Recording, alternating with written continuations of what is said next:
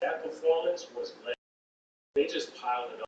Roast beef, ham, turkey, all on the Subway. 3 beef, that's great. 3. That's it. The Subway Series, the greatest menu of all time. Two-step Texans.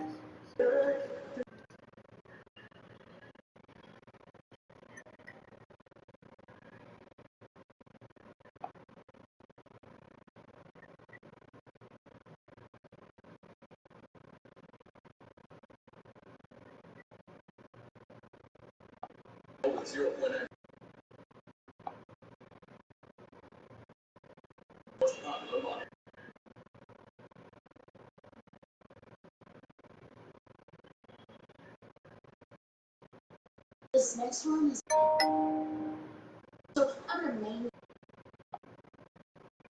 Oh boy, define himself. Indeed, you do. Indeed, instantly delivers. Last time that I checked, spot chains on my neck. There was no sweat on my breath. Last time that I checked, the songs in the south in the set. $250,000, no sweat. Last time that I checked, in the streets, voice out west. Legendary self-made progress. And I checked, get the money they respect. And the power in the hoes come back. Last time that I checked, I've been self-made from the dribble. I was been saying I'm a killer. Almighty Titans crossed swords. I laid down the game for you niggas. Taught you how to charge more than what they pay for you niggas. On the whole thing for you niggas. It gotta be love. Run the city, it gotta be cut. It's for the pieces I took off the monopoly board. And y'all niggas false claims, it gotta be fraud. Just keep the hood about your mouth and you gotta be charged. Now double up, triple up, nigga what? Chargers. Track meet coming to Tennessee. Ravens let it get away. Dejected loss for Ravens. Dropped 56-28 to the Los Angeles Rams. Best of the best. Straight Palmer's impact off the charts.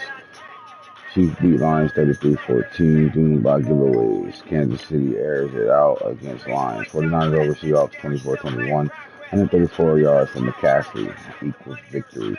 Patriots top Jags. Dorian Thompson-Robinson leads Patriots over Jags. Part of history, refusing to quit. Panthers beat Falcons 56-39. The yards pile up for Johnston, Mahomes, and Pacheco. 1 point first Lions.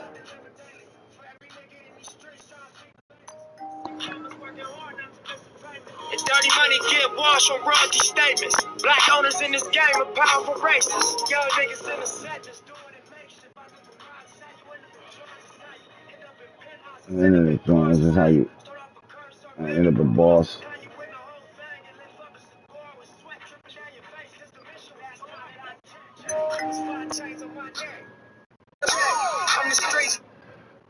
Welcome. March Madness, man. March Madness. We here now, right now, man. You know, the game, the real March Madness, you know, NCAA basketball just got done. You know, UConn won, I think, for the male. The boys basketball, and then LSU for the ladies. And that shit, the ladies part of the tournament was kind of hotter than the men's shit. I'm gonna keep it 100. They got two historians. I'm telling you, these girls are the future of the NBA basketball with the females and college, because Man, the way that shit ended is turned up. And, you know, they trending everywhere now over how, you know, the celebrations and the shit talking to each other and all that. How do y'all feel about that, man? Should they be making a big deal over women, you know, talking shit to each other during the game or after the game, whatever the case may be? I think they're making a huge big deal out of it. It's you know how it is, man. People got so many opinions. You got grown men calling 20-year-old girls piece of shits and all type of shit. People, especially people in power and higher places, those in the money bracket that shouldn't be talking to fucking teenagers and young women like that at all. But people go crazy, man, on the internet and start saying shit. They kind of turn it into a race situation. You know, the same old shit this woke America stage we in right now. Some of these people just need to chill and do what I always say to niggas that annoy me. Shut the fuck up. Come on, man. Stop playing. Guys, chill. Gotta chill. But hey, man, that girl from LSU, she like right about to be the face of women's basketball. Her and little Stephanie Curry. That shit was crazy. Now, with that being said, we're back on the game. RDL7, Quarter Quall, Hunger Games, catching fire. At the end of the day, it's our March Madness right now. There's a lot of things going on right now. We got so much to talk about today.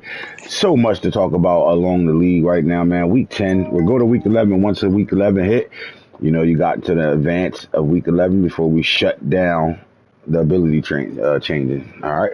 So it's open right now. You got guys that's unlocking. You want to pick them on some things. Good luck with that.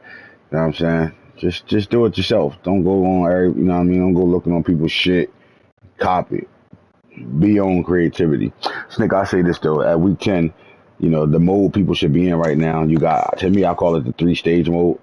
And one of these stages should be from the time you join the league and take your team to the time the league is over, right? But the stages are where we at winning wise right now. Like what are we doing for this 24 season, right? This is the 2023 year. What are we doing right now? Are you a team that's winning? Are you a team that's fighting to get in the playoffs? Are you a team that's in the playoffs and fighting for seeding in the playoffs? Your season is really hot right now. You on fire. You're doing some things, man. You're playing to win the ball games. You plan to win the whole shit. So you're focused on that, right? You got to be focused on that for sure. And then there's those team that is just developing their youngsters, mm-hmm. developing their players, and playing it out. Yeah. Mm-hmm. Got a lot. Some people took to the draft and with all their young talent and still figuring their roster out, seeing who's going to be there for the future. I mean, how many guys are sending their scouts out and really in that lane right now? Because that's the one I said out of the three. One you got to do the whole time, right? Like the moment you pick your team, you put your team together, you figure out what you need, you see your holes, you try to fill those holes. All year long, you should be in the, in your scouts' ears, finding out what they know, sending them places, watching college football games, seeing what these guys out there doing right now, the guys that can come in and change your franchise. A lot of these guys is going to save your head coach's jobs, or either they're going to be the reason why your head coach gets fired, right? Because the head coach, GM, I think GM go, head coach go, sometimes head coach go, then his position coach is gone. They ain't getting the right pieces in. Everything follows a suit. So who are you right now, man? You should always be working at the end of the day. You should always be working. And who's the workers? You'll find out. You'll see who's the workers when things come to the off season right now. But your off season always got to be going. Even when you're in the middle of a run to win it all, you still should be having your off season thoughts. Your guys should be going out and collecting those checks that they getting to wear your team logo name on their chest or on their shirts and shit. You know what I'm saying? Got to get into it right now. Man, we got a lot of up and down conversations to talk about. And when we're talking about those that are trying to win or those that are not winning with situations like that, we get right to it. We're not doing the BCS today. Not at all, Snake. We are not doing the BCS today. Right? What we're going to do is we're going to go start with the NFC first, and we're going to talk about these streaks that's going on right now, man. All right, so if you look at the top situations, the Bears on a 2-game winning streak. We're gonna talk there, and we're gonna get in our little undisputed debate conversations in a sense. But the Bears are now on a 2-game winning streak. The Panthers are on a 3-game winning streak. The Niners are on a 6-game winning streak, and the Rams are on a 10-game winning streak. You can go to streaks and sort it by streaks then. Yeah, that's where I'm at. Oh, okay. I ain't go to Rams. So it's Rams, 49ers on a 6-game winning streak. Panthers on the 3. Look, and I mean, at the end of the day, when you got when you got a defeated team, bro, a team that doesn't have a loss right now, nothing you really talk about. But we got a lot to talk about. We have a lot to talk about those Gotta Rams. talk about Daniel Jones over there, And it bro. starts, and the conversation starts right there. Like you flat out start right there when it comes down to Daniel Jones. Snake, is he the best quarterback in RDL right now? Man, oh man, I think is that what the stats say? This undrafted, this free agent pickup, normal quarterback, Daniel Jones, 54 touchdowns, 28 interceptions, 4,380 yards, 62 completion percentage, passed for 438 a game. A guy balling. He Got getting big. he lead the league with passing yards, touchdowns. But why? Look, you Yards per know, game, he's second.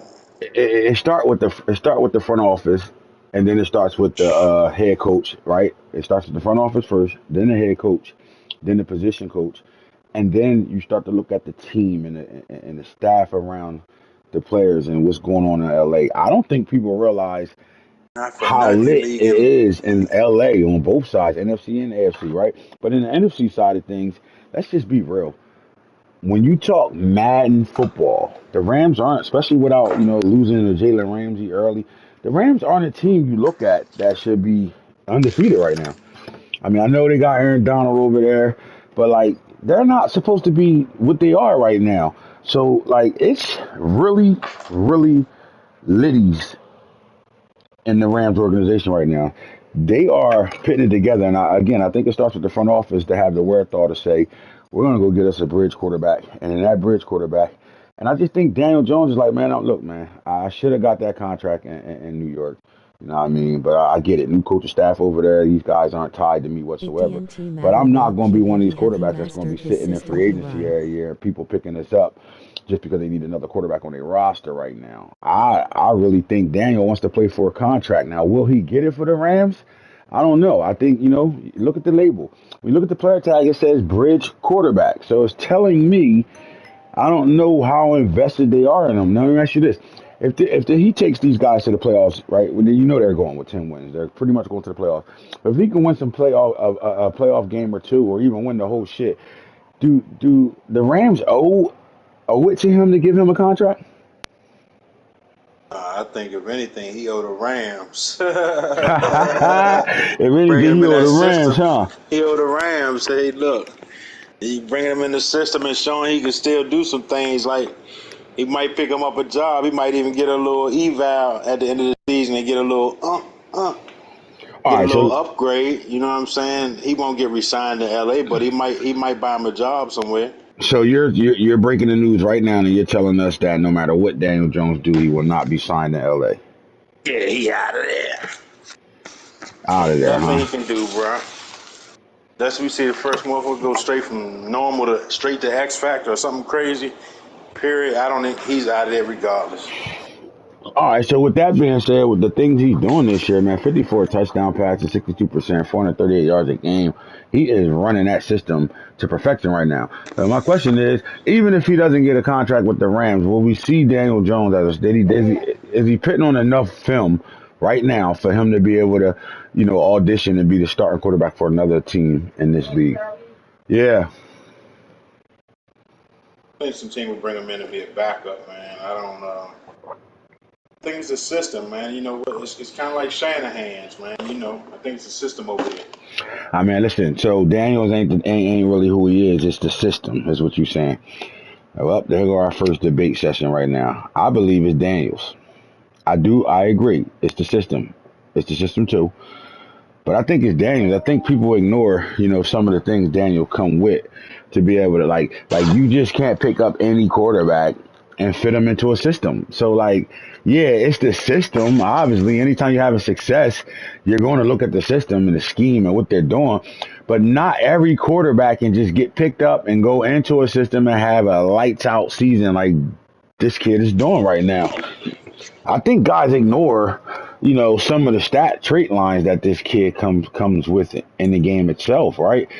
All right, yeah, you know, you don't win it and all that good stuff, but let's look at the secondary attributes. I mean, 89 speed, 89 excel. Snake, in my opinion, he's a dual threat. I won the All right. Super Bowl I in mean, the throw power 56 89, I'm not offense. mad at that at all, right? Like right now. And then, you know, you got the right pieces around him. You know, I think that he's a guy that can play in this league. And, you know, I think he shouldn't be a guy that we see in free agency next year as a backup somewhere. I think Daniel Jones should be a starting quarterback, and there's, you know, plenty of teams in this league right now that can use this quarterback. The problem is not too many people can do what Daniel Jones is doing without, you know, traits. Like Daniel Jones has got to play himself into at least a superstar for him to have any value in this league. You know it, and I know it. But to just call him a system quarterback, I don't know if he's a system quarterback. I think he's the reason why the system's working. And you're not gonna be able to change my mind on this one, Snake. He's the reason why the system's working, bro. I'm sorry. The system's the system, I but he's the think system I he's think the that reason why see the system's working. he's a dual threat. He's a dual threat, but he only got 148 rushing yards and 2 rushing touchdowns.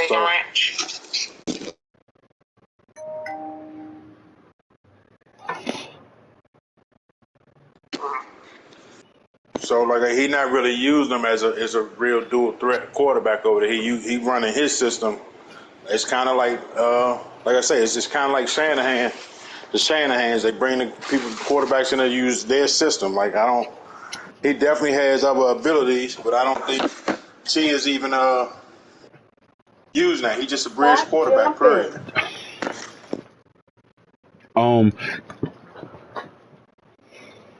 I just think that again, I'm not saying, you know, the coaching staff over there can't you can give to you 20 overall QB, still going to make that shit work 100%.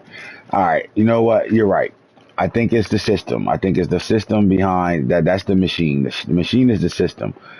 And you know, I think, you know, when we start listening to the comments and things like that, we're seeing it. Like it's the system. But I just say this. So with that being said, Daniel Jones is a liar. I think what you trying to say is Daniel Jones can not only play in that system. He was just one of the valuable quarterbacks that was out there. Too many teams didn't see the value in him. And the Rams did, and that's just not quite the only system he can play in. You know what I mean? He's just a little baby up there in the tooth, just a little bit. But the Rams in that transition, you know, they just made some good things happen. They didn't have the draft picks, capital to really participate in the draft and off season, but they plug and play, man. Gotta get a Rams organization a shout out for that shit. So my question to you is Daniel Jones, the player, the quarterback, the guy that got picked 6 overall for the New York Giants a few years ago, is Daniel Jones a liar? Is he lying to us right now? He definitely are you is. Telling me? Are you telling me don't believe this at all with Daniel Jones? So you telling me don't believe the hype and don't believe what my eyes are seeing? You don't. So in this case, you saying. So in this case, you're saying men and women do lie. And numbers do too. And numbers do too, right? That's what you're saying right now? Yeah, because I don't think we'll see nobody else with this production from Daniel Jones. Do you? Nah, I don't know. I think not how he is right now. Not hell no. But what happens if he, you know, somehow jumps up to a superstar? What about he finished the year off with an X Factor? Does he have value now? That's an upgraded Daniel Jones. Right. That's not the Daniel Jones does that upgraded Daniel Jones have value in this league if that happens? If he becomes an X Factor? How old will he be at 26? He'll be 27. He'll still have some value. He'll have some value. Especially if he wins some awards this year and go up a little bit. He should get some XP and stuff. It's only 12,000 right now. I can see him 77 overall though. Golly. He doing that on a 77? That's what we saying right now? 77 overall Normal. The Rams are going crazy this year. Wait, so what are they doing? How many of us wouldn't even play with this damn 77 overall normal quarterback? We know Hoodie will play with him. Hood, yeah, Hood to do it. I think Hood, and honestly, it's only Hood and T that can do this. Really, I really believe that. All right, so look, this Rams team is 10-0 right now. All right, we already not Shit, sold on Falk Daniel played Zach Jones. Wilson up, bro. We not, yeah, yeah. Yeah, but look, we're not sold on Daniel Jones. We're both in agreement on that, and that if he's not ability based at the end of the year, he'll be in free agency and go right back to being a backup. And that would be the biggest story, of a long time. Like it's almost a Stetson Benson conversation out of Georgia. It's the system. Even though he's a winning quarterback and all he did was win, nobody believes that he can go in the NFL and be a good, productive quarterback in the NFL. And Danny Jones is saying, my career isn't over. All I need is somebody to give me a chance and put the work in with us and with me, and I can get some things done. But it doesn't just start with Danny. It starts with Danny Dimes, right? Danny Dimes got his nickname back. He's going to be the only backup quarterback in the league that's hot like that with a nickname. But you look at, Cam Akers right now on 109 carries. The man got 7 yards a pop, 11. It's just they are productive as shit on offense over there. Even if it's not a lot of, we got 1,000-yard backs in the league right now, and most of those guys that got those 1,000-yard backs doubled the carries that Cam Akers had. But he's averaging 7 yards a carry, and he has double-digit touchdowns already. So with that lethal passing game with Danny Dimes throwing the ball all around the park, they have a solid run game that they can get sticky with you if they need to. So if they need to get physical and get sticky with you and win a ball game dirty, they have the potential to do that. But they made a big-time move, man, and these are the type of trades that I love to talk about. Evan Hall comes from the Panthers and that very crowded Panthers backfield. But Evan Hall's value was one thing. When you look at Evan Hall, you look at that potential. Now, not too many guys. Some guys are gonna be like, until I complete my sentences, you're not gonna understand what I'm really saying when it comes down to the Evan Hall trade. This is why this was one of the most veteran trades. And it was another trade that was quiet as kept, a really good trade, and that was with the Panthers and the Lions. They made a trade that had value if something, a statistic value, right? Incentives based, and and the Panthers kind of won in that, but that's for another story. Let's get to Evan Hall though. Evan Hall was drafted by the Panthers and really lost his value to free agency. All right, these rookies that were undrafted got signed from the running back position into that Carolina Panthers offense, and they outdueled Evan Hall and two veterans, and Miles Sanders and Chuba Hubbard. But Evan Hall found his way to another team, and now he's in the ball game playing with 33 carries, 351 yards, and he's averaging 10.6. But here's the value. The Panthers send Evan Hall to the Rams for a second-round pick. Now, a lot of you guys will probably say that, how you approving that, though? This guy's a normal. How the hell how you getting that, right? Well, you got to be smart about the trade because that wasn't the complete trade. That's why I said, let me finish my sentence. The Panthers sent Evan Hall to the Rams for a second-round pick. The Rams see the same value you see in Danny Dimes. He see a little bit more in Evan Hall. I got a 95-speed running back who's not that bad. I know he's on normal, but he's not that bad. And that speed is going to change my offense, right? We got a hammer and a nail with the running back we have now. But what happens when we got lightning striking, here and there? But the Panthers wanted the second round pick, and they knew that trade wouldn't get approved that way. So these guys worked out a trade where the Rams sent the second round pick to the Panthers, and the Panthers sent Evan Hall and a third round pick back to the Rams. Now tell me why that's important, right? Because although the Rams lose a second round pick, they gain a third, they get an extra pick as well for a back that if he doesn't pan out, they don't lose much because they still gained another pick. If that back end up panning out, then they won this trade seriously. They won the trade, right?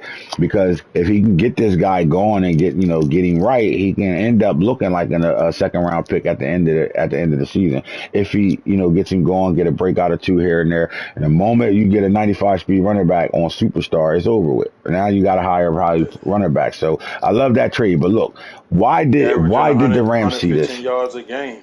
Why did the Rams see this? Why did the Rams see this running back, and why did they see that it was important for him to go get a speed demon in their backfield like this? Let's debate. Was it a good move to you? Because does this help advance that 10-0 record? Does this help them advance to where they trying to get to? And you look at his stats. He averaging 10 yards a carry, a touchdown a game, 117 yards a game, 0 fumbles.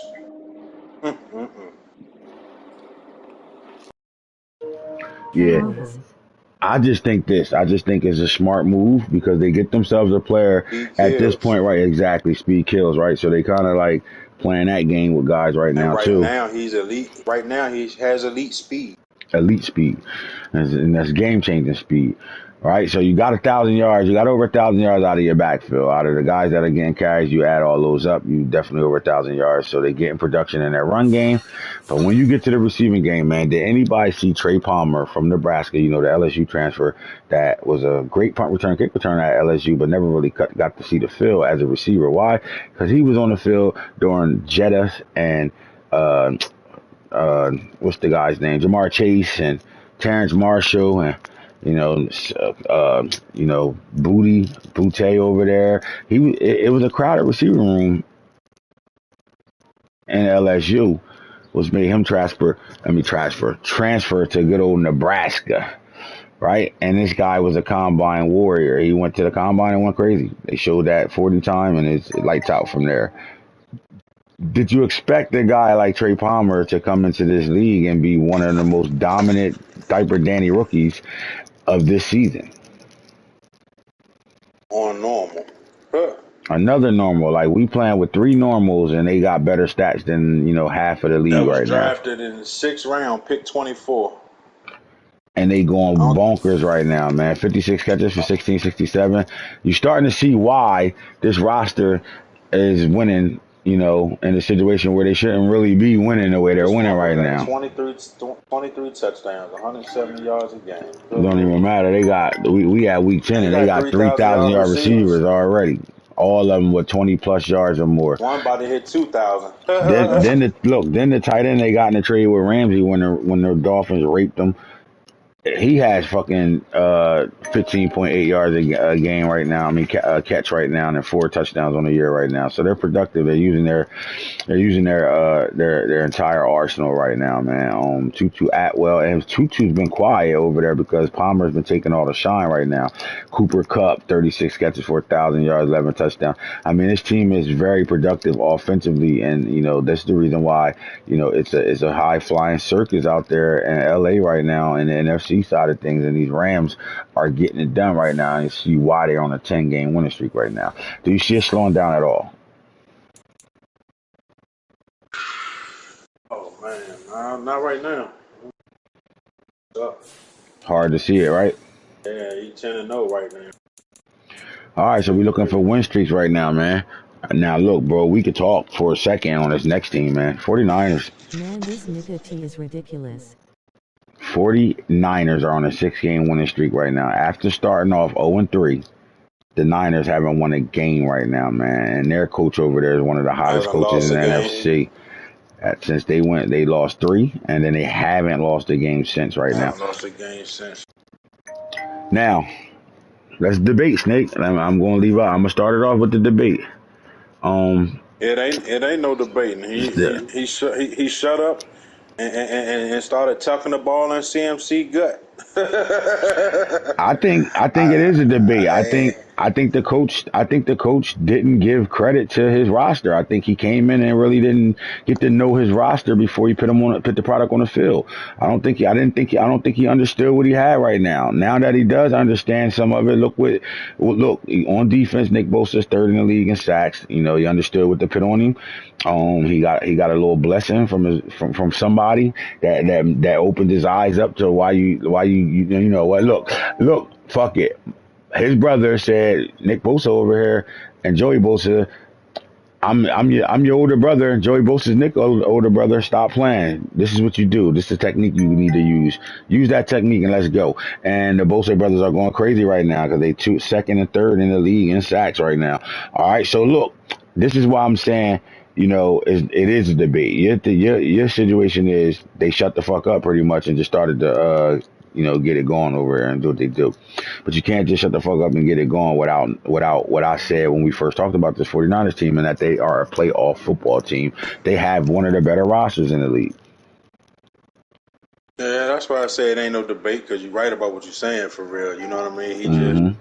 They just start putting their head down and balling, and like you seen it, like averaging 30 yards down and 30 carries a game every game, and like he did add a little speed over here, and And Quez Watkins. how much is Quez Watkins important to their success right now? Like, they got him and they started winning ball games. Yeah, he one of the top receiving yard wise.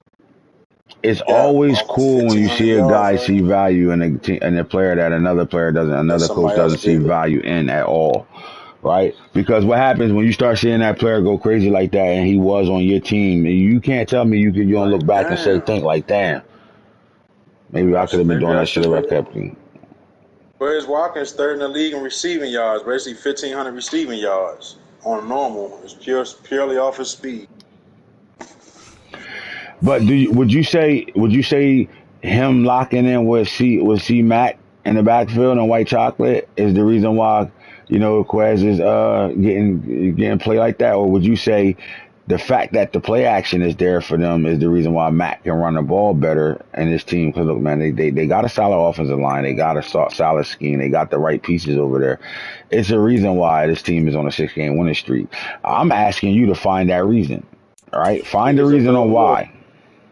Little both bringing Quez and you bring your players in. The other part, like I say, you stop looking at everybody else's team and you realize, like, my team not really old. I have some strong veterans over here that's ready now. Ready right now.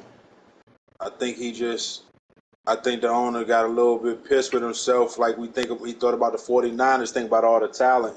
He didn't realize that they was deficient on their picks right away. And we all like to play around in the draft. You know what I mean? So I just, him just not having no picks, I just think he was just like damn pissed for the first week or 2 or 3, and then he got him a Quez Watkins in there and got him a couple little games under his belt after he got off of being a little bit disturbed that, like, damn, I could have picked this team, could have picked that team. He just started playing ball over there. He running and doing it and throwing it up, ooh baby, so Quez Watkins run right up under it and drop it, like drop and catch it, like, and fought back. It's good to see him. That's why I like seeing guys fight back. You know what I mean? Like you say, he started 0-3 or 0-3 or something like that, and he on a 6-game win streak. He done fought back. A lot of folks would have packed it in. So you gotta give him credit for that. And look, man, he getting production in the run game out of 5 different players. They got Deebo Samuels over there, who's the jack of all trades, the Army Swift Knights, what you call him. You got a guy that can do a little bit of everything right now. I mean, even Quez is getting in on jet sweeps and things like that. And their quarterback, not for nothing, got 6.5 yards a carry and 5 rushing touchdowns. You know what? Get your ass in the cage. Shut the fuck up. Get in the cage. Or go back there with her. God damn. What the fuck I say? All right. So this is the thing, though. All right. You see Deebo with 20 catches, 180 yards. I mean, if this team find out how to actually use the Deebo Samuels, along with Danny Gray, look, they got what they like, right? They got 2 speed burners that can, stretch the field when guys load the box up to try to stop this heavy run attack. What happens if they start realizing what Deebo Samuels actually is and what he could absolutely do right now, being a guy that's an ability player, and pretty much threshold right now on X Factor? What do they have in the Deebo Samuels, and how does that tie into a guy like George Kittle? You know what I mean? How does that tie into George Kittle? Jesus fucking Christ. I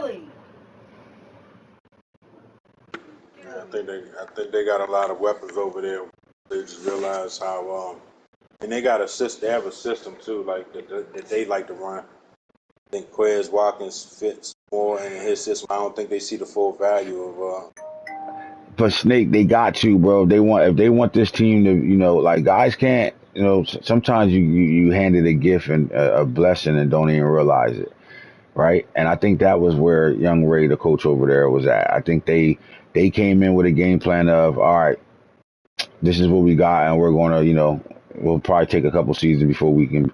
And they had the roster to not have to worry about taking a couple seasons. This team can push the NFC itself and be a team that can play deep in the playoffs with this roster right now. Look, bro, let's just do the Could have been a breakdown. thing. Could have been a thing that way he started out under the gun, so he has to go with what he know to get back, get them red arrows, the green arrows, red arrows down, and get them red arrows down, and green arrows up. You know what I mean? But While you but still the filling them other pieces out. So I'm with you on that. I'm with you on that. But what I do know is this: the GM, man, come on, you know Lynch is thinking like this, man. All right, we're rolling right now, right? But we have a very good play caller offensively over here, right? Their play caller, you know, the guy that was the head coach, he's now the play caller, and Shanahan, right? They have a good play caller here that can really put stress on anybody's defense. Can this head coach figure that out, though? That's the question. Because look, now that you think about this, let's just stop for a second and really think about it. All right. They're getting good play out of Trey Lance, right? 29 touchdowns, 18 picks, 61%. And he's giving them 5 rushing touchdowns on the ground. So therefore, he's being a dual threat quarterback. What I fucking say, go lay down. Damn. All right. So with Trey Lance being a dual threat quarterback and they getting the potential out of him that they probably wasn't expecting to get, he's the guy. I like that. But Snake, man, let's talk about this backfield. You got Christian McCaffrey, who's one of the better players on the game right now. So he's playing with one of the best running backs in the league right now. And then he has a speed demon in Elijah Mitchell sitting here on star. Another back that can, hit. This ain't nothing different than what we just saw with the Rams. 94 speed, 91 excel. You got a guy in the 89 overall. They got 2 studs in their backfield right now. And if they get both these guys going, they might have one of the better backfields, tandem run games and running backs in the league right now. And then you go look at the weapons, right? Outside, when you look at the weapons, Quez Watkins comes in. He gives you that elite speed. George Kittle is one of the top tight ends in the league right now, X Factor. Look, Christian McCaffrey is not just a running back. He catches the ball better than 90% of the running backs in the league. And Deebo Samuels can give you handoffs and be all types of, gadget things. This team could really get creative offensively. And then there's Danny Gray sitting right here. Another speed demon on this team right now. Now, let's talk about just that alone. We ain't even talking about protection right now. We're just talking about the weapons. This team can be scary if they can figure it out. I just don't know how scary they're going to be if it's run, play action, run, play action, run, play action. I think if they can get into some different formations and really put these players that they got that are mismatches on 90% of the defenses they're going to play right now and put them in situations, I think this team can be in the playoffs, and not only be in the playoffs, fuck around be in the NFC Championship game. The vets over there. Now they on the 6-0 win streak, so they starting to figure a little out over there. Let's look at the schedule, if you like, and see who part of that 6th game right quick. We'll look at his schedule period in general this year just to see what type of battles he done been through. 49ers. While you looking at the schedule, I'm going to ask you a yes or no question. Fred Warner, best linebacker, best middle linebacker in the league right now. On paper, yeah. Fred Warner is the number 1 ranked middle linebacker in the league right now. All right, let's keep going. Right. That's Fred Warner. All right, let's talk about it for a second. Let's go to tackle for losses. All right, Nick Bosa, top 5 or top 10 edge rusher in the league right now? Top 5, might be top 3. Gotta be top 5. Nick Bosa, ranked number 3 right now as a right end in the league right now. 3. All right. Let's continue to go. All right. So what are they getting? Tackle for losses. So what are they getting? They getting Drake Jackson coming off his rookie year. Let's see if he end up going up at all on star. Okay, so Drake Jackson, the other DN on this team, and I think he's benefiting because of how strong Nick Bosa is. You can't double team everybody, right? So Drake Jackson has 17 tackle for losses, 6.5 sacks. They bring in Javon Hargrave and Graven. Let's not act like Hargrave ain't a dog in this league right now. The Eagles lost him, but they loved the contract that they got rid of to getting rid of him. Now that he's, was a free agency, they didn't have to pay this guy that money because they paid him a whole lot of money. But he's there with 12 tackle for losses, 3.5 sacks, right? Then you still got veterans veteran Eric Armstead over here. Now, I don't know if Armstead is on the trait, but he's still star, but he's still, one of the better veterans in the league right now. Now, you're looking at that. We go look at Bosa with 20 sacks. You got, multiple players getting there. Now you go look at the interception things, and I would say one of the better players that helps this team out big time is the free agency pickup and their my player, and Ray Williams, with 8 interceptions on the season, 55 tackles right now. He's helping lead that secondary, and you're getting good play out of Young, Linior. You got Charvez Ward over here with 7 picks, so they're getting some play. Hufanga, I think, is one of the hardest hitting linebackers / safeties in the league if they know how to use him. So they got some strength here now. Look, I would say that with the addition of Ray Williams at safety, it helps their secondary, but I think that's their weak point right now. The secondary is something they need to strengthen up, but I think that front seven is not bad at all. I think this team is built to be able to win late in the playoffs this year, and I think that 6-0 win streak is not by accident. I just think offensively, if they don't get a little bit more creative and start putting those weapons that are better than 90% of the people they line up against right now, and start putting them in situations where they can dominate a little bit better than what they are right now. Like, meaning don't get predictable in your play calling. Open that bitch up and don't be afraid to open it up and get the ball in those guys' hands, because they're gonna win. They're gonna win their individual matchups. They're gonna win them things big time. I like this 49ers team, man. I don't have the same feeling I had earlier when we first started the league, that I have now when seeing them on a 6-0 run streak right now, man. Like, look, man, they won a game with a fake field goal. That tells you they engaged, they locked in right now, and they won their last game with a fake field goal. So that tells you they locked in right now, and they play calling. And that's the Shanahan effect. And that's the Shanahan effect, right? So get a little bit more advanced in play calling and things like that. And I think this team can be looking at, honestly, I would say. Oh wow, that was the division game too, huh? Mm-hmm. Jeez. Look like they hit their schedule was a little light, but they kind of got them at the right time though. But they done got the division game out the way, and they got them Seahawks. Oh, the Seahawks split. Him and the Seahawks split. Okay. Yep. They split. Yeah. Still got the Rams to deal with, but I think again. Rams beat them once, but they got another game with the Rams, and that's a couple weeks. If they can go and take care of that game, I think again, I think this team should be in the playoffs this year. 6 wins. 6-game win streak was big Cowboys, time. Cardinals, Steelers, Browns, Cardinals, Seahawks. He had a bye week in there. His next 3 games coming up will be the Ravens, the Eagles, and the Lions. So that's a big stretch right there. That's going to tell us a lot right there. And again, I still think anybody match up with out of those 3 teams, if they got the weapons offensively, they got the weapons to be able to be a problem to a lot of those teams. So I don't think they should, they got a veteran team. It's actually one of the better teams. Like, figure them just losing Garoppolo, really. That's just freeing up cap room to you know what I mean? You got the boost of Purdy and Trey Lance over there. So, yeah, they're a veteran team overall, man. Yeah. The only downside is not no picks, but you see everybody getting in the move, played in the free agency some. They could be hitting their stride at the right point. Just halfway through the season, they could be hitting their stride at the right point. When you talk about win streaks, though, Snake, you can't just talk about win streaks without talking about the reverse of a win streak, which is a losing streak right now. All right, so guys that are on long streak losses right now, Cardinals and the Commanders. In the NFC right now, 5-game losing streak, 6-game losing streak. Let's start with the 5-game losing streak team in Arizona Cardinals. You ready for why I feel like you might agree with me again? So far, we ain't really having to debate each other right now. We're kind of in agreement a lot, and that's fine. We said we thought this. We thought, everything ain't going to be a debate because I might agree with you. You know what I mean?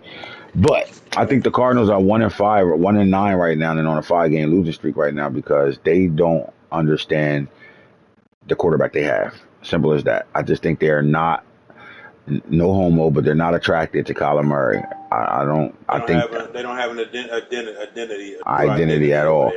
And it's really crazy because this team needs a lot of work. I think, and look, not for nothing, let's just say what I'm ready to say. I think a lot of guys saw, they see fault. Now, and I'm not saying Los did this, but I'm just saying a lot of guys see fault with them Cardinals, and they playing way lights out better than what this team starts off as. They're not a good football team. This team needs work, and a lot of it. And they could damn near touch any position to be able to get that work done over there. They need help in the big time. Most guys will see a superstar Kyler Murray and think, okay, but it's challenges with playing with a Kyler Murray, right? It's very big challenges with playing with a Kyler Murray, especially when you don't have the protection, right? And then if you don't know how to really play with Kyler Murray, you can't use that speed and the weapons you got over there because at that receiver position, this team is really stacked. They really have receivers that can really blow the top off of defense, and they got the receiver that, some might say is the best receiver in the league, and D-Hop, and he is really unstoppable. There's really not too many corners that can guard him at all. But if you're not comfortable with the quarterback you got, you're in a situation. But this is what I would say, though. I'm seeing that they've been, hearing in the waiver wise, you got Adam Schefter talking to us a lot. You know what I mean? The Skadimes and Skabibbles always getting the inside news on things. And they're trying to shop Kyler Murray. They've been trying to shop Kyler Murray before the sim season. My question is, unless you just think you need a quarterback with an ability, which you have in Kyler Murray, but you don't like Kyler Murray, but if you're trying to shop for another superstar or you're not trying to get an X factor, I don't know why you're trying to shop for a quarterback. Because if any other quarterback outside of a X factor quarterback, you're going to have to develop them. Because at this point right now, a superstar quarterback, if he does it, he's just like a normal. It ain't really too much different between that superstar star and a normal. Honestly, that's just my opinion. I think the question you're trying to ask basically right now, does a player of Daniel Jordan get Kyler Murray another contract somewhere in the league? Is it a team for Kyler Murray in the league? We've seen the Cardinals kind of thrown to the wayside over here. Got him on a block. Does the play of Danny Dimes help Kyler Murray in his quest to find a new team? I think somebody will jump out the window for the superstar and the speed, right? And it might be a guy that don't even know how to use a speedy quarterback at all. I might be crazy by saying what I'm about to say right now, but I'm gonna be real with you. You know what he should be doing? I don't know how much this guy would be interested in it, though, but we have a guy that got a monster offense. That guy, monster offense, got better when he had a major dual threat quarterback. The question is do you value Josh Allen as a dual threat with his 89 speed? Kyler Murray is only a 91. He does have 95 cell. But imagine if the Bills and Hero Burgers, see Kyler like he saw Lamar, and think he could do the exact same thing he did with that monster offense with Lamar, and have Kyler doing the exact same thing. Would it be worth a trade where Kyler Murray's end up in Buffalo and Josh Allen ends up in Arizona? Now, if that was to happen, obviously Arizona will have to come up off of some shit to make that happen. But do you think, because the Bills are struggling right now too, they're a playoff team that's not going to the playoffs this year. Do you think they could pull that type of trigger? And do you see any scenario like that, or nah? It was just Lamar's a little different, and you know what I'm saying. I don't think them Browns want. I'm reaching. Bills want to come off of Josh Allen. I'm reaching. I'm reaching big time. Yeah. I'm reaching. But I can see a scenario where Harold Burgers come and get a Kyler Murray and get some fucking some picks with it and everything, and start with Kyler Murray at the quarterback and start running them read options with that monster spread shit he do. But other than that, bro, I don't really know how many people will come and get a Kyler Murray. First of all, you got to think about it. He's 26 years old. He'll be 27 at the end of the year. He's nowhere near threshold. He's 80 overall with the red arrow down. So he's probably 81 overall right now. I just don't see anybody wanting to invest in a 27-year-old quarterback that they will still have to build, period, right? So I don't know. Yeah, he's not at threshold, so it's really not a whole lot of difference between grabbing him or Daniel Jones out of free agency. Mm-hmm. And then my next question is, but they drafted a quarterback that to me will probably fit what they trying to do. He got 94 throw power. He is 6'3". He's 220 pounds. He has enough speed to move the pocket and be able to move around and be mobile, right? and he can reach those fast receivers you got. He got the arm strength to be able to reach those guys Madden downfield. on Star gets a home. Kyler can Someone else So, that's searching for their identity. It's going to take them a season to figure out. Taking them a season to figure out what they're trying to do over here. all right. So here's my question: the Cardinals aren't winning. They might have a top 10 pick, could possibly have a top 5 pick. The question would be, do they, to me, if they go quarterback, they wasting that top 5 pick. They need so much work over here that they don't, I think they need to start looking at these quarterbacks at value. I think they got to look at the quarterback as value right now and build the rest of this team before they start trying to chase a quarterback down right now. Because what's going to change if you draft a quarterback right now? What's going to change for you? I think they need, especially if And they we got had a top 5 team. pick, they need to get a top 5 talent outside of the quarterback position that can help We this had a team. team do that lately, man. You know, let's talk about it. The Texans had a top pick and didn't go quarterback, number 1 pick. You went the tight end. You didn't go quarterback with number 1. Could have your QB a choice, and you feel that you continue to fill in holes on your team. So Yep. You can, well, if you do, because if you don't go get the quarterback right away, you can build and then bring a quarterback in. And if your team is built, that quarterback as a rookie will still, you can still get good play out of that rookie quarterback with a built team around them.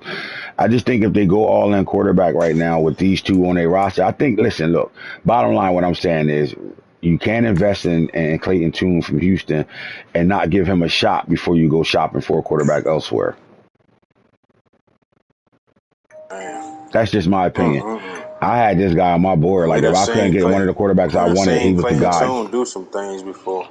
I like this kid. I mean, he's a special quarterback. Let's just call it what it is right now. Like, he just went to a team that really can't figure it out at the quarterback position right now. But man, look, there's no surprise. Look, they go get Josh Jacobs. They got themselves a X factor running back. They have a young kid in Keontae Ingram over here. We know what he can do. And then the weapons, man. I mean, D Hop is the best receiver in the league. You got Rondell Moore, who's on skates. Hollywood Brown on skates. You got your my player sitting here chilling, and another speed like this. We talked about the Saints having the fastest receiver room. This Cardinal fucking receiver room is fucking blazing, bro. Blazing. I'm pissed. How y'all feel? The guy, all y'all that's watching right now, how y'all feel? Am I wrong for thinking that maybe you should just sit Kyler Murray down since you have no interest in him at all, and still look for a trade all season, the rest of the season? But why don't you play Clayton Tune to see what that 90? You saw what Will Levis did to the Saints offense over there with that 94 throw power. Why can't you get the same thing out of Clayton?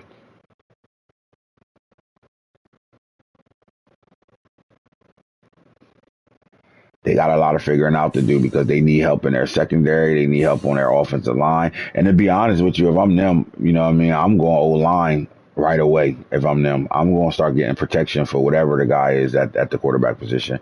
I don't know. But there's some scenarios they need over here. And you can see their dilemma on why they on a 6-game or 5-game losing streak right now. And it's strictly because they just not comfortable at the quarterback position. They have a quarterback. They selected this team, I guess, in hopes of already trying to trade Kyler Murray or something, because they had early bad feelings about Kyler Murray because they had him on a block before the league even started. So I think they picked this team and didn't really realize this. If they don't make it work with Kyler Murray, they're not going to be they're not going to be successful. But to me, I think they kind of helped that situation by drafting Clayton Tune, bro. They drafted a dog quarterback, bro. He's definitely one of those sleeper quarterbacks. So I don't know, but I can see why they're on a 5-game losing streak right now over here. As we slide back, we can stay over there. We don't got to go back to it. The team that's losing 6 games right now is the Commanders. Look, they got a my player quarterback. He is young. The Commanders' major problem is they don't have an offensive line. It's just that simple. They don't have protection. Problem is he be out bowling at night doing the same old two-step. Same old two-step.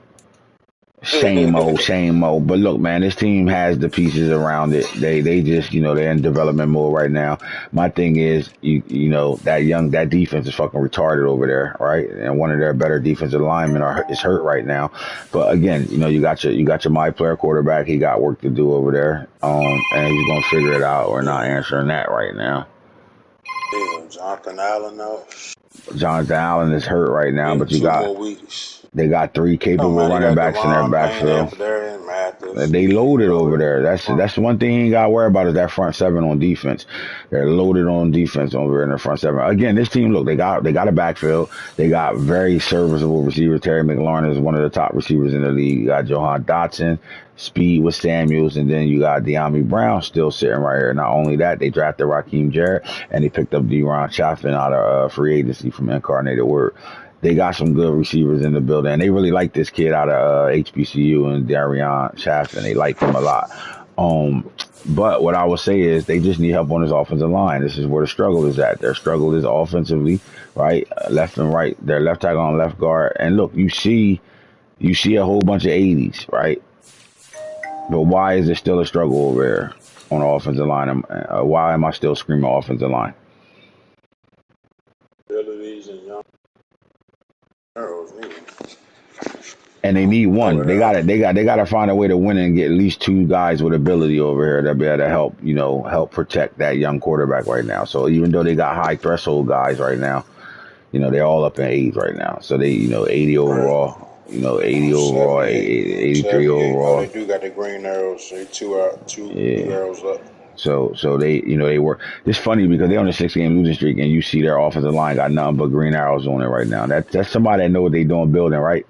And guys think, oh, you can't build. I don't know how to build my offensive line. Well, he's doing it right here because how you losing all these goddamn games and you're on a 6-game losing streak and they don't got red barely arrows. got red arrows going on right now. So I told you it's an art to this thing, baby. It's an art to this thing. Swear to God, it is. Get it right. Figure it out. But I just don't think the 2 teams that are losing in the NFC on the streaks in the NFC is worse than what we grade get to when we get to the AFC.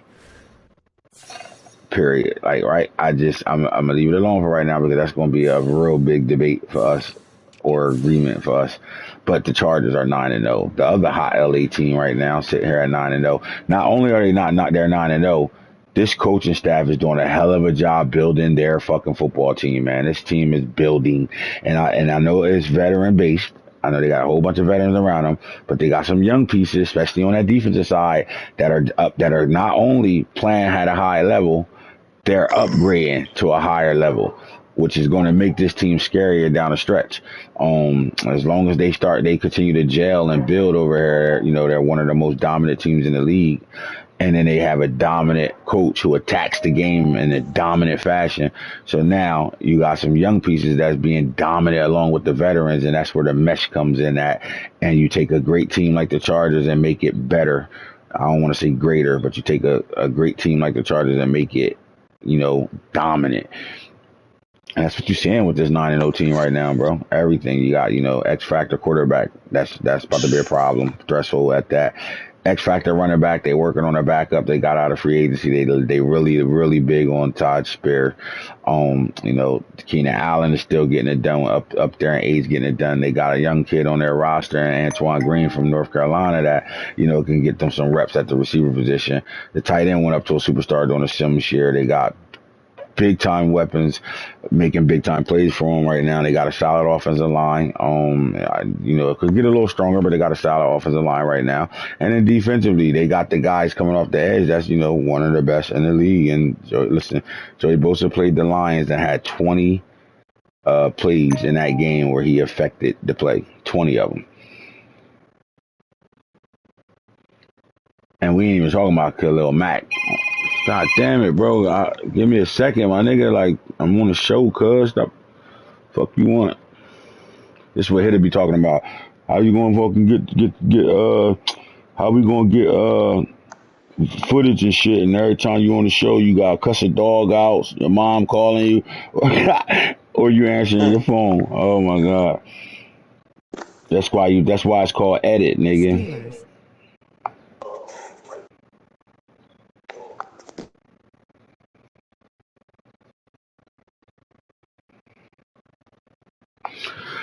Yeah, so when you look at the Chargers right now, man, sitting on that 9-0 win streak, we're looking for win streaks, though. Let me get over to the streakers. Let's see who's streaking up. Now, Quall has kept the Patriots on a 6-game winning streak right now.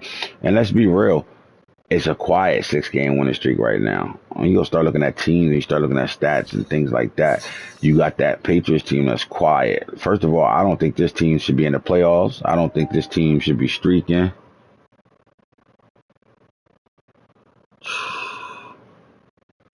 I don't think this team should be streaking or nothing like that. What I think is this team, should be building right now. And they should be building right now completely, right? And they're not building right now. This team is playing. They want to do damage, and they trying to be a team that's going to be in the playoffs and somebody you better worry about in those playoffs. Flat like that, and I like what they're doing right now. So let's go. Let's go see what they're doing right now.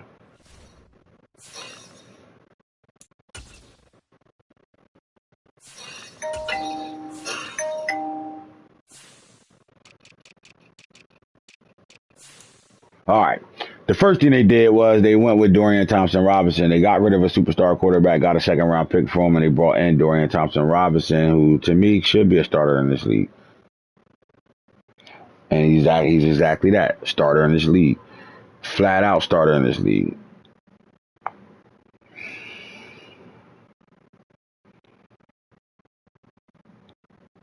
Now, I don't know where you went at, Snake, but you said it yourself when it comes down to a guy that, they don't need X factor quarterbacks to get it popping over here. And I think, they got themselves a good quarterback that gets things started right now. And I think this is their future. I don't think they go anywhere else. We saw what they did with a star for years. Shady skipped right past our shit, rolling on the floor laughing, rolling on the floor laughing. What's up? Mom, can you open the door for Mill, please? Alright. I think Dorian Thompson, I ain't skip past y'all. I just didn't feel like I needed to show y'all stats and all that. I think I said what I needed to say about y'all for right now. Dorian Thompson-Robinson, though, we're going to the stat line because I don't think they should be here right now. I expect the Chargers to be doing what they're doing. My conversation for the Chargers was the players that they have doing what they're doing and the build that's happening while they're being dominant. Remember, you heard me kept using the word dominant. And through that, I said the quarterback went up to an X factor. I said the running back's a superstar X factor. The tight end's a superstar. Keenan Allen's still playing like the best receiver in the league. Then I talked about the young pieces that's developing over there. All of them upgrading. So not only are they dominant right now, and they have one of the better teams to be dominant with, they're developing dominance all throughout their roster right now. It's crazy, and I'll go back to just talking to him before I get back to what I'm doing. Talking to him, we talked about motherfucking the 26th pick, right? The first round pick 26, and Chris Gonzalez. God damn it! I swear to God, I'm ready to fucking snap. Jesus Christ! What up, kid? Nah, she ain't gonna stop barking at you. Shut the fuck up! And you think she won't bite your ass? That bitch bad as hell. Hey, God damn it! You done stole my fucking show. Shut up. You wanna get in the cage? Lay down. Lay the fuck down. What up, kid? All right, so Dorian Thompson, man, I just think, quarterback that comes in this league on star, rookie, and he has his team on a 6-game winning streak right now, man, and he's not in his own season, and he's doing a pretty good job of. I apologize to y'all fellas, man. Got a lot of shit going on right now. But Dorian Thompson-Robinson is a quarterback to me with 42 touchdowns, 23. Now, 58% completion percentage. You want that to be a little higher, but let me ask you this. When it comes down to a rookie, will we let that pass? Will we let that slide? I think we can let 58% slide, especially when he's on a 6-game winning streak right now. But what makes this Patriots team, if I'm telling y'all, the Patriots is not a team that should be going to the playoffs in year one. Year one of playing, we did summer season. I don't think they have a roster that, that you're going to look at and say, this team's a threat, right? Until you start to pick the coach. And this is why I always say, sometimes I'll say a team is a Super Bowl or bust team. But I think the Bills are a Super Bowl or bust team, but I haven't called them that because I just don't think the coach is a Super Bowl or bust coach. So But this coach is a Super Bowl or bust coach at times, right? So with that being said, I just think the right coach has taken over this team. They had an outstanding. 50 Off bet mud season. bet She ready to beat your ass. /INT Listen, ratio. listen. I swear to God, you don't shut the fuck up. I'm gonna drag you in the cage. Now lay the fuck down. God damn. All right. So I like the coach over here, and I think 50-50-2. this coach makes this team different. And somebody just said it. He different. He is, man. Sometimes we just got to start giving flowers to those that deserve the flowers, man. Right? We got to. And I think, at this point right now, the Patriots went from a team that I think should be rebuilding like the Texans right now to a team. And look, let me just say this. Let me just say this. I really need to say this. This is a nigga that grabbed his nuts. Because I took that Texans team. And I don't think nobody had a worse team than I did. But I took that Texans team, and I'm playing losing football right now. Right? This guy never saw losing in his repertoire. He never saw it.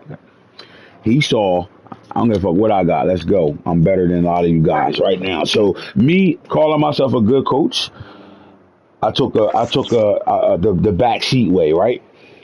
I ain't showing how good I am. You know what I'm saying? I'm showing I can build a team, and I'm, looking to keep a good draft pick right now. Shut the fuck up. Didn't I tell you shut the fuck up?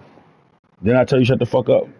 Shut up. You don't gotta beat everybody the fuck up that come in here, okay? I know you want to protect us, but relax. All right? Be a good girl. If you want to come over and smell him, come on. You want to come smell him? So you can stop Mike is fucking used to 4 trying to days bite his ago. ass. My dog Bo rolling on the floor laughing. Bo well. This dog will beat the shit out your dog. Everything in your house, pussy. I'm just playing back and fucking with you.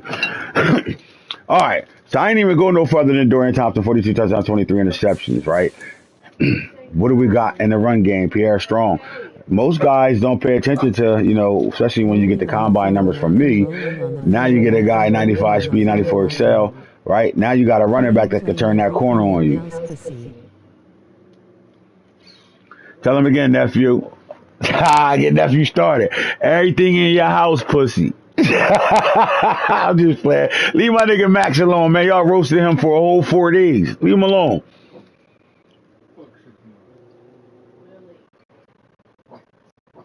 Man, roll up some bud, bro. I ain't got no bud with me. Man, I like the one you left here fucking last month.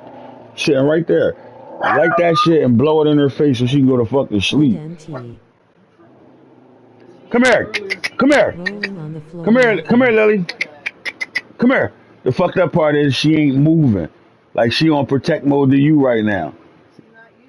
I know she ain't used to nobody. She used to boxes and shit.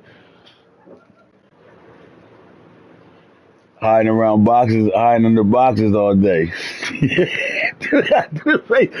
All right, so they got a strong guy in the Equal backfield that's face giving them lovely production blind right face. now, right? 606 yards there, but they also using their quarterback when they need to on 6.2 yards a carry. They also got a bruiser that's averaging 6.1 yards a carry in his backfield. But when it comes down to the come down, Tyquan Thornton is having a fucking season right now, 18 touchdowns, and you got the young Will Murray. Look, bro, all I'm saying is, I don't know Keepers. where this superstar came from, but it damn sure ain't come from me making the team. I'm telling you, I mean making the player. It ain't come from me.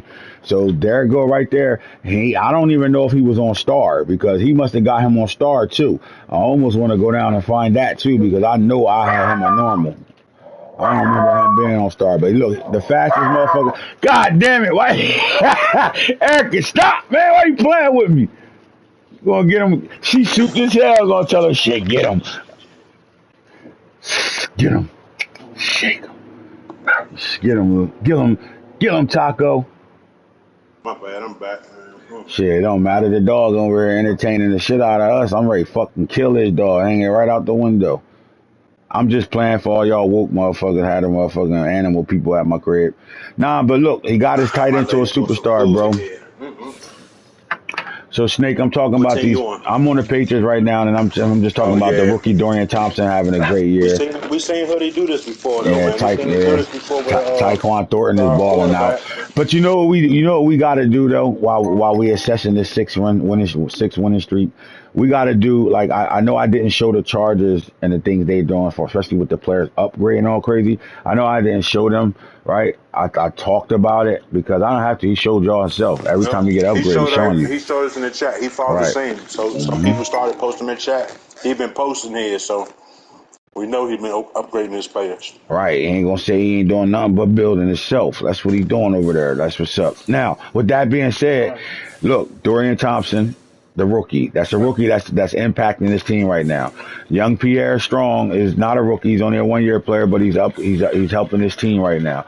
When you get to the receiver room, 1 year Tyquan Thornton is the guy over here. But then you got tight end Will Mallory over here, who was the fastest tight end. He had the fastest 40 in the tight end in the draft, and he's playing at 47 catches. He's almost to 1,000 yards, 16 touchdowns. But Demario Douglas from Liberty, right? That's Malik Willis's receiver. He's in the league right now, and he's putting in work right now. 26 for 496 yards and 5 touchdowns. Balling right now. Hand me that. I got it. That's another rookie that's putting in work. Shut the fuck up. Man, They picked up a I speed think the demon in biggest Darius thing. Davis, right? They drafted Darius Davis and they got him late, right? One of the faster 40 guys in the draft too. Normal, but look, 94 speed, 96 excel. Another 438 type guy, 437 somewhere around that area. That's why he's still only a 94, not a 95. But then they get a speed demon here. So look, Tyquan Thornton is one of the fastest motherfuckers ever. 4.21 guy, right? Well, Mallory is the fastest tight end in the league, and then they go get one of the fastest receivers in the draft as well.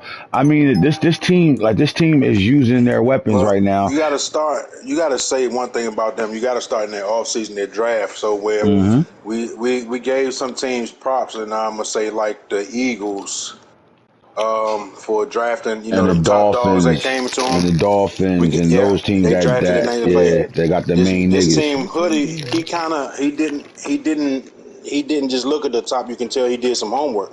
He knew who some players was because he got some players that's contributing over here on this team that aren't necessarily the household names that everyone's talking about in the draft. So that's where You know what Hoodie did, bro? Not to cut you off.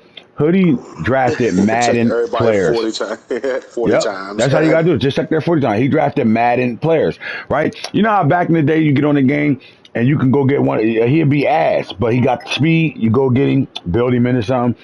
Hoodie still played the game that way. So what he did was he invested in what the combine numbers told him, and he got him. He also invested in what's going to upgrade because I know Ant's league. I'm a veteran in this league.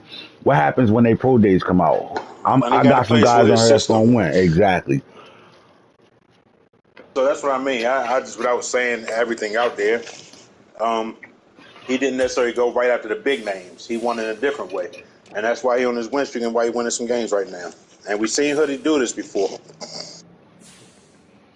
I mean, what can you do with Darius Davis though? He said he called him a special team demon, but like I just think they can do so much more with him, and he's going to build it into that, right? Look, 17 punt returns for 272 and a touchdown, 22 returns for 523 and a touchdown. Yes, he is a demon on special teams. I think I like his slow walk the way he's slow walking Yes, because you got to remember his quarterback is not playing with a Joe Burrow or Mahomes. So he bringing his plays. I like the way he bringing his plays along. They got a shout out. I mean, if it was one thing that you can say was an upside to this Patriots team, you can say their offensive line was pretty solid, right? So I think that affects what the quarterback's doing right now and all. So you got Dante Simmons, his my player, sitting with 64 tackles, 9 tackles for loss, 4 interceptions, 3 deflections right now. Joshua Bledsoe's playing with 11 picks. I mean, look, these guys are no-name guys. These guys aren't guys you wouldn't even trade for Joshua Bledsoe. Right now, if he offered them to you with 11 picks, you wouldn't want nothing to do with this player. Nothing to do with him right now, right? But he playing with him and got him shitting right now. And that's what you want to see, man. You see those guys, and this is, I mean, he's the AFCT. That's just no disrespect if you don't like how me saying that, but like, it ain't no different than what the Rams is doing over there. He doing the same thing. over here with the Patriots on a roster that we expect not to be in the playoffs, and those guys look like they Super Bowl contenders right now, flat out. Where some of these guys got Super Bowl teams and they Super Bowl pretenders, flat out. Now, with that being said, Only difference, T didn't have no picks though, so you gotta give me a right? little bit. Nah, you're right. You're right. Didn't the Patriots have a couple of picks? They had two first, right? Right, Hoodie. Didn't y'all have two first? All right. So again, when you're looking at streaks, winning streaks, you gotta look at the other side of streaks, and that's losing streaks right now. We're going to ignore the Colts, and we're going to talk about the Bills a little bit. We're going to ignore the Texans, and we're going to talk about the Titans and the Jets. And I know the Jets is on a 3-game losing streak, and it's not a long losing streak, but it's going to be a situation because this team was 5-1 at one point, Both of them teams was top of the AFC. and this Titans team was exactly that too. They were like really started off hot out the gates. They lost they were 5-0. They lost their last 4 games. Simple as that, right? And the Texans, I wouldn't even try to sit here and act like blowing everybody out. right. So now, out of the teams that's on the losing streak over here, right, with the Colts being ignored, and I would say even the Texans being ignored, Bills, Titans, Jets. Who's on a downward spiral to you? That's like, damn, that's kind of crazy. Like, who has, who is like, damn, bro.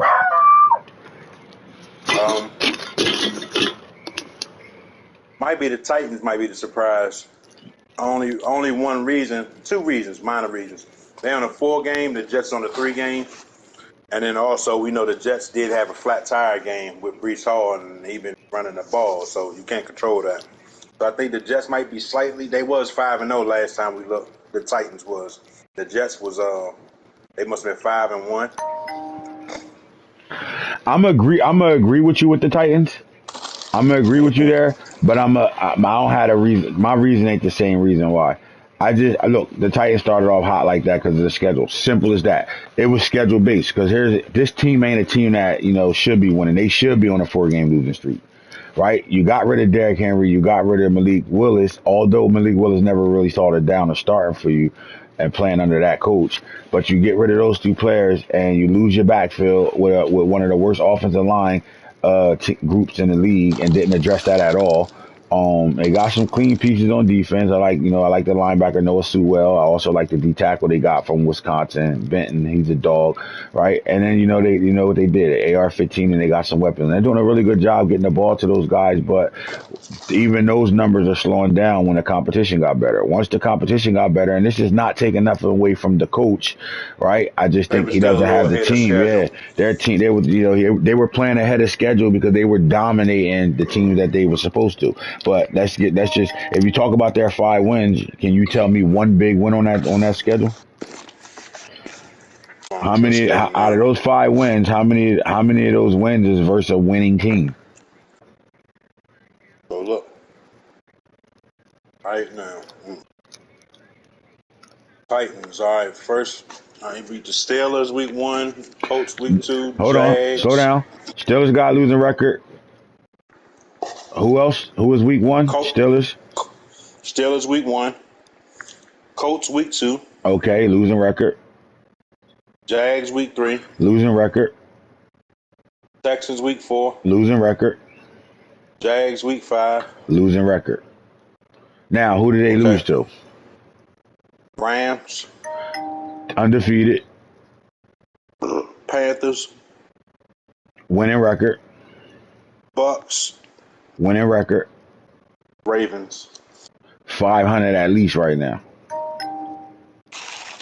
And his next couple games is the Saints, Broncos, Bengals, Jets.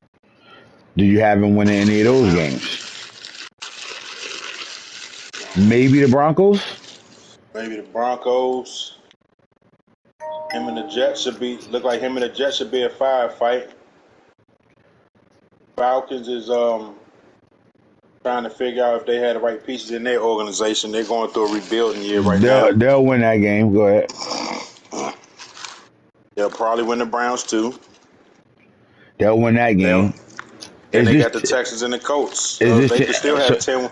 Can they? Are they going to? Are they? But look, they're going to win their division. They going to the playoffs no matter what their record is. Yeah. Right. They'll still have 10 wins. They can still end up with 10 wins. And then you can say that's a great season for a rookie quarterback like AR-15 to take this Colts team from pick 5 to the playoffs.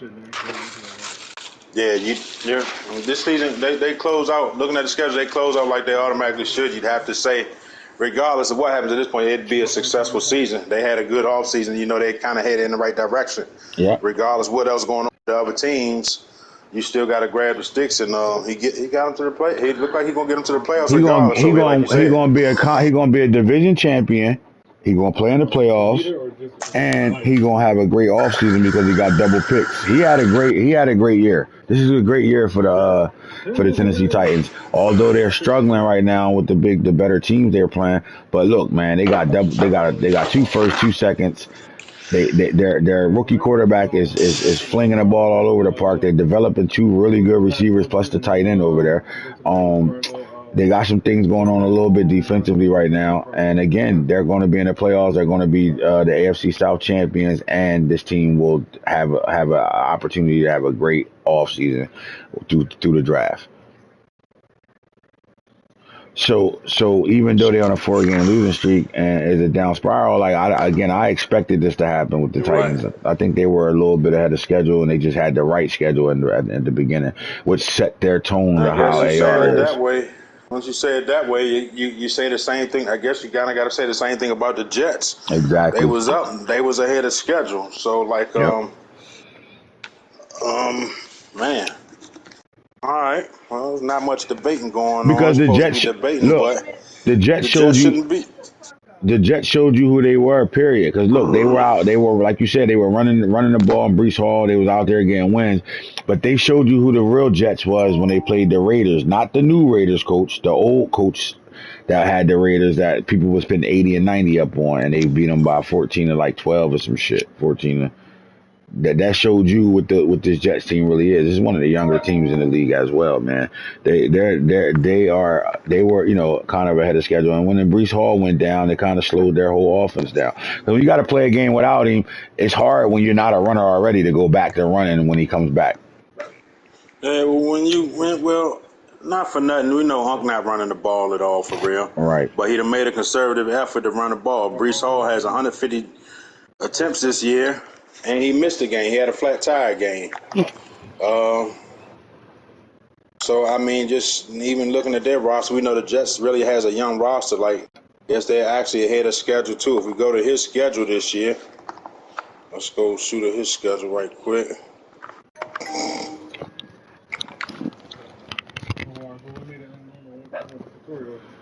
Can't do it, won't do it. Can't do it, won't do it.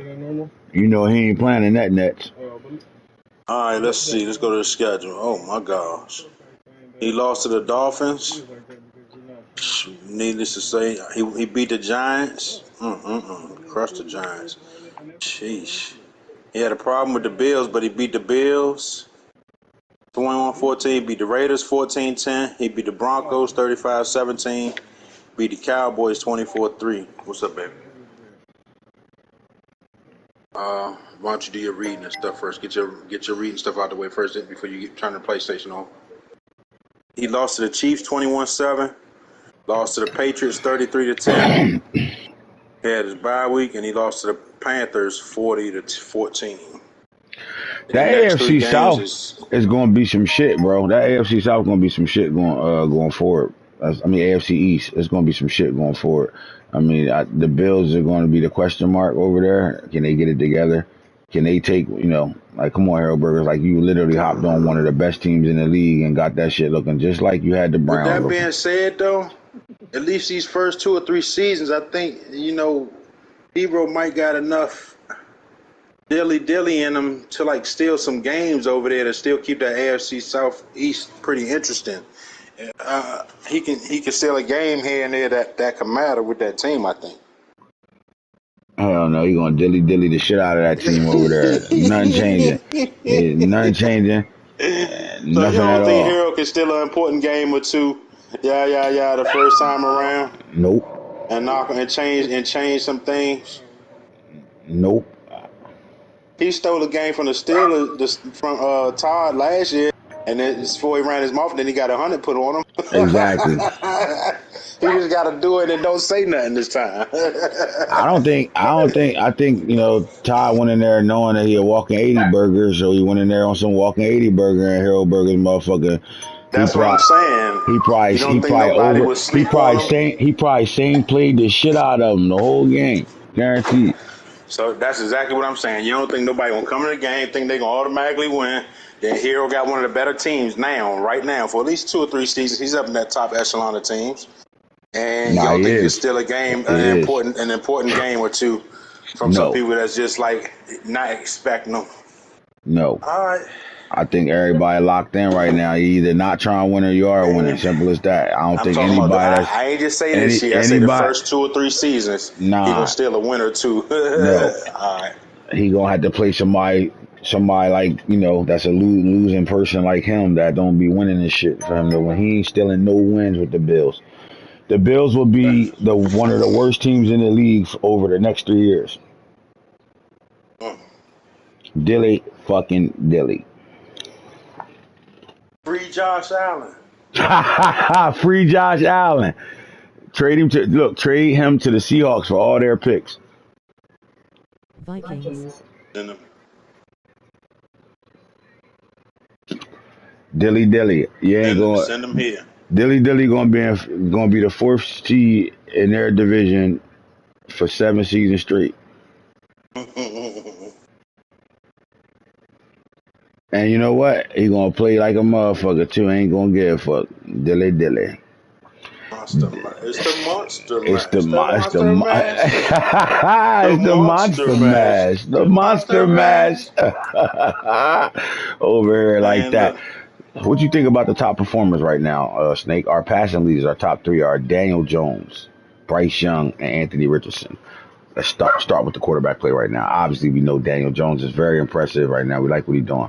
But I'm thinking this, though. Like, with Anthony Richardson and Bryce Young, they're throwing hella yards and all that. They're flinging the ball around the park. I just don't like the back end of it, like their touchdown to interception ratio. Although they're rookies, are we giving them passes? Because I think they're yeah, I don't know if I want to give passes though, cause I ain't no check now. I mean, you getting jet sweeps and shit, and things like that out of the Anthony Richardson and his group. But like, yeah, I don't know, man. Like, I don't know, bro. Here's the thing. Here's the thing. What's more? All right, but what's more impressive if you Bryce Young and the Dolphins throwing the ball all around, like throwing for big yards and big interceptions every game, or taking that team that's the best, one of the best, if not the best team on the game right now, and being dominant with that team and playing, football that you need to be playing while that window open. Bryce Young, definitely his numbers should be a little bit better. You expect his to be a little bit better just because of the weapons he got out there. And he got a veteran team. He's really the only youngin' out there. Right. Jameer Gibbs, a running back. Right. We brought him in to be a supplemental piece, and we already know how that Mike Davis run game is supposed to be. So you would definitely expect to see a little about the best quarterback in the game. You would expect to see a little bit better numbers out of Bryce Young.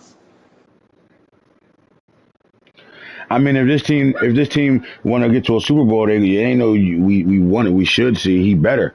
He gonna have to do something over there, change that up over there, because this team, again, the window's open right now, and the Dolphins are a hot team, and he did a hell of a job with the picks he had and picked up some really great pieces. Like, he kind of covered a lot of more holes than a lot of guys did. Like right away.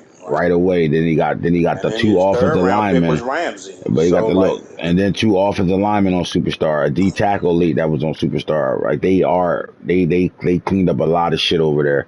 I mean, this team got 3 superstars on their front line right now.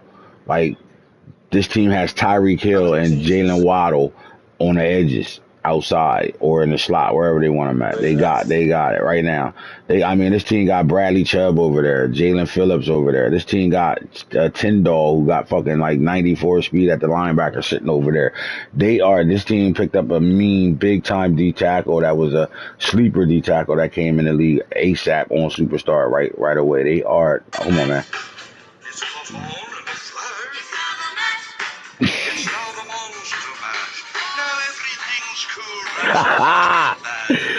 Hero. Smash is the hit of the land. For you, the living, to smash what men do. If you get to my door, tell them all is said. Then you can monster mash and do my graveyard The smash. Monster Mash. You'll get all in a flash. The Monster Mash is gonna make those Bills ass. I ain't always shit. All right, how about the running back room right now? Christian McCaffrey, Sean Tucker, Anthony Israel for the Houston Texans.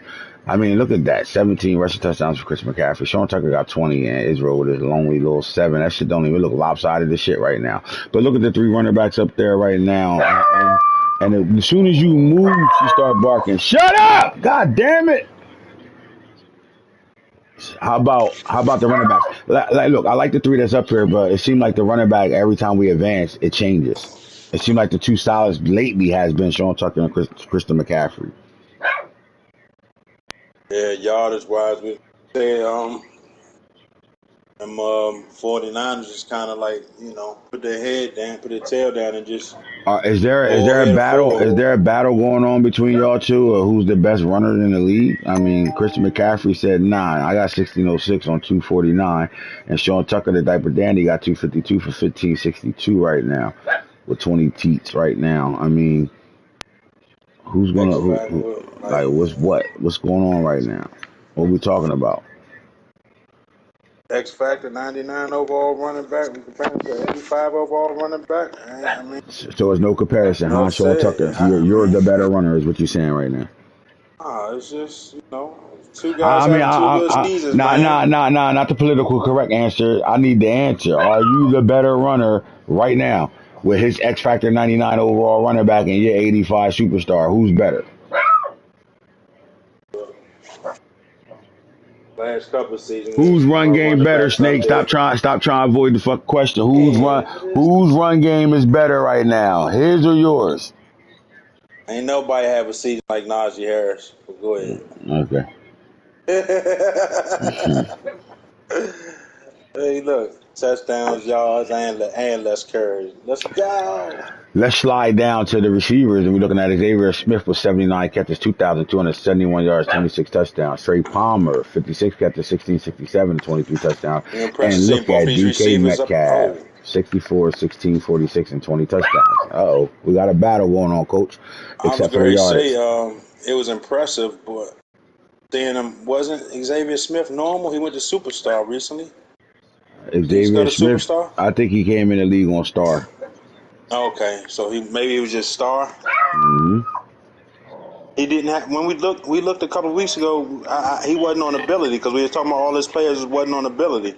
I was about to say the Nah, top 2 receive the top 2 leads. it was the Princeton kid that was a normal. Oh, Andy Xavier ISO. Smith, yeah, Andy ISO was the normal. Andy Xavier ISO. Smith came in Okay. the league superstar.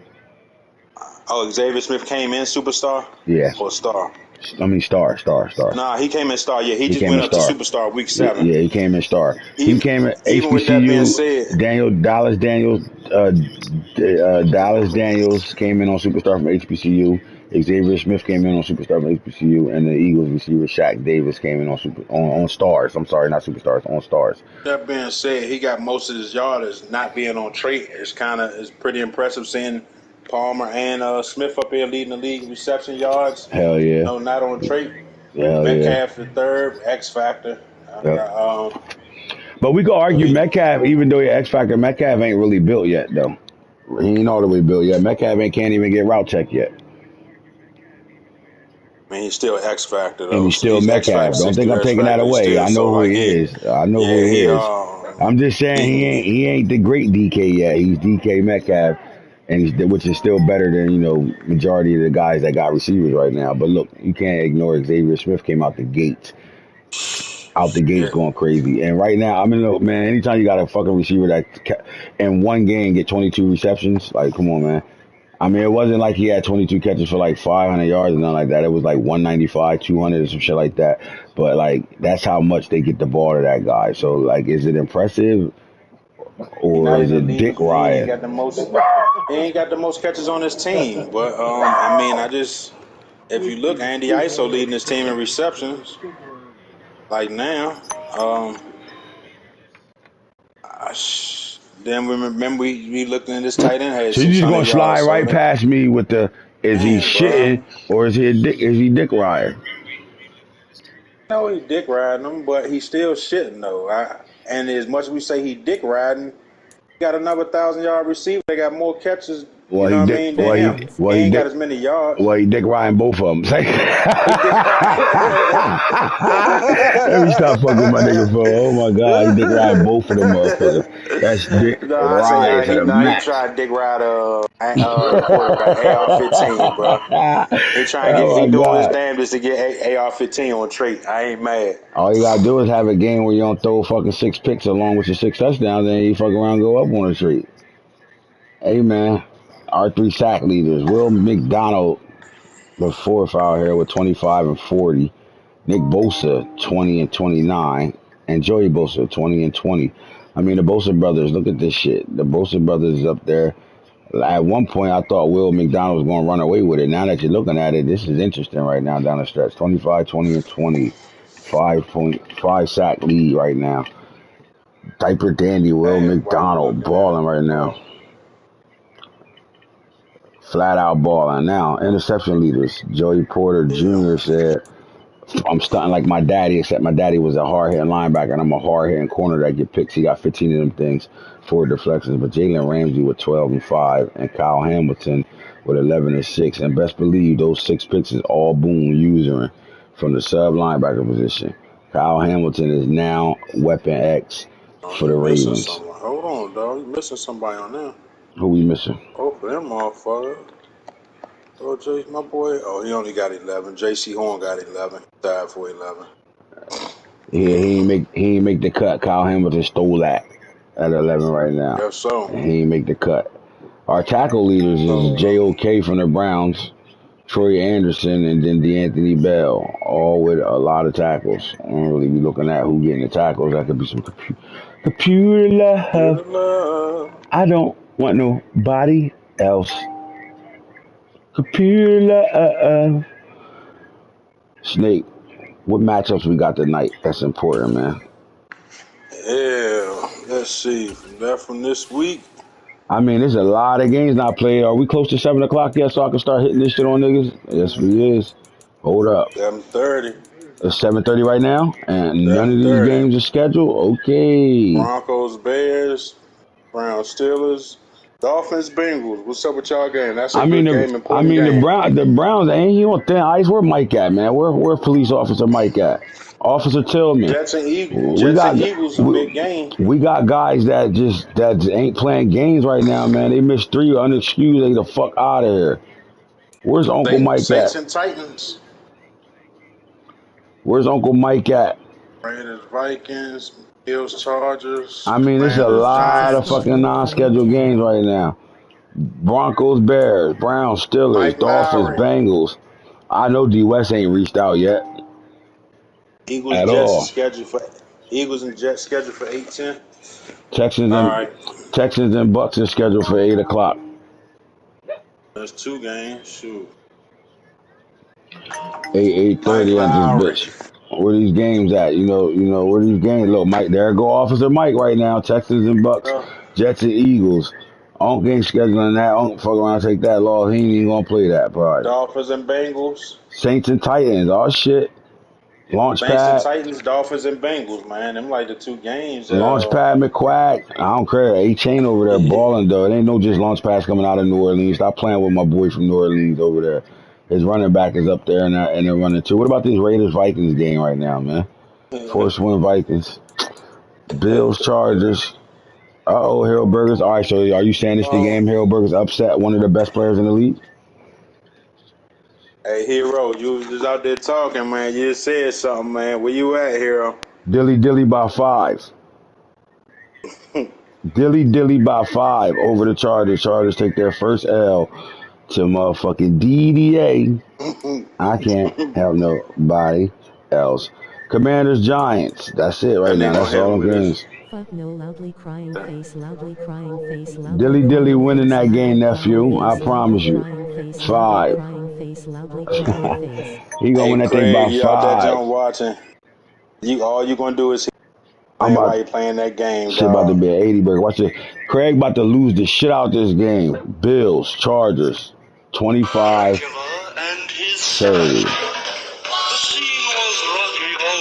About to lose to the monster offense. But the monster mash. Were about to arrive with their vocal group, the Crypt Kicker Five. They played the Monster Mash. Chargers versus the monster mash. Anybody picking that upset today? Hell no. Chargers about to lose by 10, 20-30. Herbert on X Factor going to throw 7 picks today. 7 of them things. All right, fellas, look, man, get these games scheduled. Let's stop playing around right now, man. What's up with these games right now, man? I was about to say, come on, Mill, you ain't when you in Vikings playing, you ain't the Raiders no more, B. Oh my God. And here's the franchise guru. You already know how we do it when Snake on the building. Our debate show, there really wasn't too much of a debate. We agreed a lot today. I ain't gonna hold you. We agreed. Well, are we agreeing that the Bills will beat the Chargers tonight? Hell no. I got the Bills by 35. Ass whooping. Josh Allen back off suspension too. He about to motherfucking go crazy tonight. One better pick. So I bet Better pick. I bet you Rob third. I We're out of here. bet.